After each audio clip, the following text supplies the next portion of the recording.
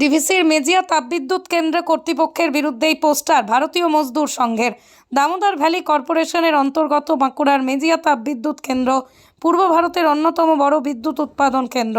এই বিদ্যুৎ কেন্দ্রের রক্ষণাবেক্ষণ সহ অন্যান্য কাজে নিযুক্ত রয়েছে বেশ কিছু ঠিকা সংস্থা। মেজিয়া তাপবিদ্যুৎ কেন্দ্রের বিভিন্ন ঠিকা সংস্থা কর্মী নিয়োগের ক্ষেত্রে রাজনৈতিক দলের দালালি ও তাপবিদ্যুৎ কেন্দ্রের এক পদস্থ কর্তার বিরুদ্ধে ব্যাপক দুর্নীতির অভিযোগ তুলে পোস্টার পড়ল। বৃহস্পতিবার কল্যাণী গেট এবং তাপবিদ্যুৎ কেন্দ্রের অন্যান্য গেটে পোস্টার লক্ষ্য করা যায়।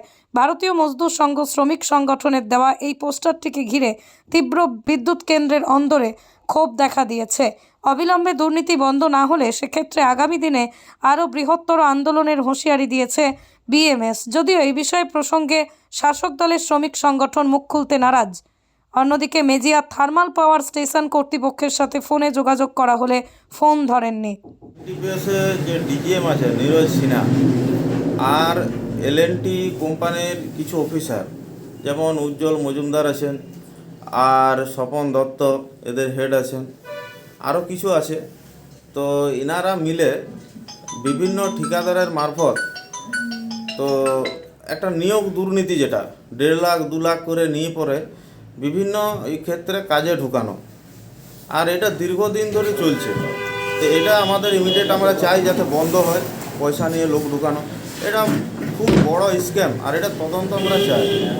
দ্বিতীয়ত, যে বিভিন্ন ক্ষেত্রে ডিভিসিতে দেখা যাচ্ছে, যেমন ফরেস্ট থেকে শুরু করে ভেতরও যে মেনটেন্যান্স ওয়ার্কার কমে যাচ্ছে, আর মেনটেন্যান্স ওয়ার্কার কমার ফলে যে ঠিকা মজদুরদের মধ্যে হচ্ছে কি তাদেরকে 20 দিন 25 দিন কাজ করাচ্ছে এবং কাজ করে 250-300 টাকা হাজিরি দিয়ে তাদেরকে কাজ করানো হচ্ছে কন্টিনিউ।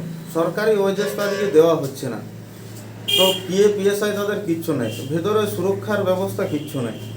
তো এইগুলো বন্ধ হওয়া দরকার আছে। একটা কেন্দ্রশাসিত সরকার প্ল্যান্ট, এই প্ল্যান্টের মধ্যে এত বড় দুর্নীতি, এগুলো আমরা মানছি না।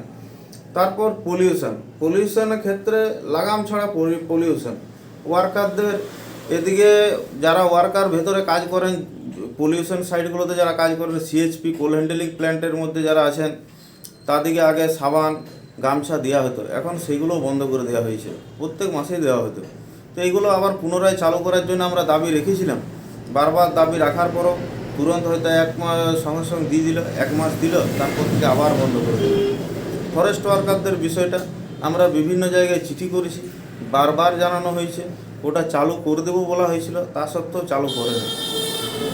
এলএনটির যা তদন্তের বিষয়, এলএনটি বারবার এরকম হয়ে যাচ্ছে। আমরা 1.5 বছর ধরে এটাকে বন্ধ করার প্রয়াস করার পরও নীরজ সিনহার সাথেও কথা হয়েছিল, উনি বন্ধ করার আশ্বাস দিয়েছিলেন, তা সত্ত্বেও এখনও পর্যন্ত কিচ্ছু সুরাহা হয়নি।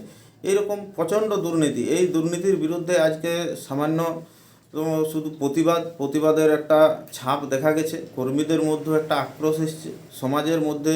এখানে এই যে একটা বিরাট নিয়োগ দুর্নীতি, এই দুর্নীতি এমন কোনো আশেপাশে গ্রাম নেই যে গ্রাম থেকে 10 জন 12 জনের কাছ থেকে 1.5 লাখ 2 লাখ করে তুলে নেই বড় বড় নেতারা।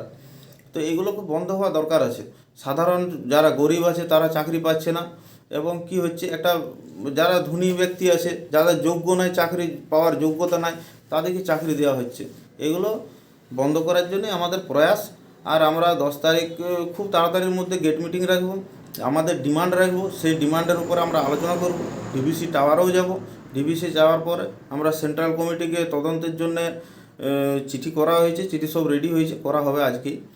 এগুলোও রেডি করব, এবং আগামী দিনে যাতে ডিভিসি একটা সুস্থ পরিবেশে তৈরি হয়, আর অফিসার যারা আছে তারা তাদের যে দুর্নীতি থেকে বন্ধ রাখুন। নইলে আগামী দিনে আমরা যেভাবে হোক এটা তদন্ত করাবো, এবং যারা যারা এটার সাথে জড়িত আছে তাদের শাস্তি আমরা দেওয়াবই।